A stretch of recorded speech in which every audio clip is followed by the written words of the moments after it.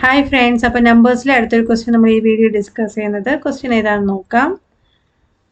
തുടർച്ചയായ രണ്ട് ഇരട്ട സംഖ്യകളുടെ വർഗങ്ങളുടെ വ്യത്യാസം 132 ആയാൽ വലിയ സംഖ്യ എത്ര എന്നാണ് ചോദിച്ചിരിക്കുന്നത്. 4 ഓപ്ഷൻസ് ഇവിടെ തന്നിട്ടുണ്ട്.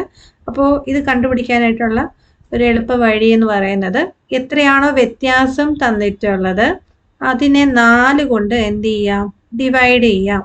അപ്പൊ വ്യത്യാസം എത്രയാണോ തന്നിരിക്കുന്നത് അതിനെ 4 കൊണ്ട് ഡിവൈഡ് ചെയ്യാം. അപ്പൊ 132നെ 4 കൊണ്ട് ഡിവൈഡ് ചെയ്യുമ്പോൾ നമുക്ക് എത്ര കിട്ടുമെന്ന് നോക്കിക്കേ.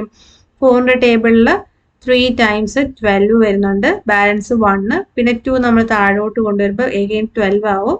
4ന്റെ ടേബിളിൽ 3 ടൈംസ് 12 അല്ലെ.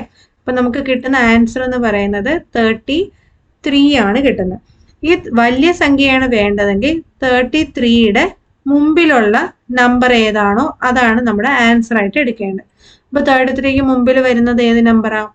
34 ആണ് അല്ലെ. സോ നമ്മുടെ ആൻസർ ഏത്? ഇവിടെ വലിയ സംഖ്യയിലെ ചോദിച്ചിരിക്കുന്നത്, അപ്പോൾ 34 ആണ് ഇവിടുത്തെ ആൻസർ.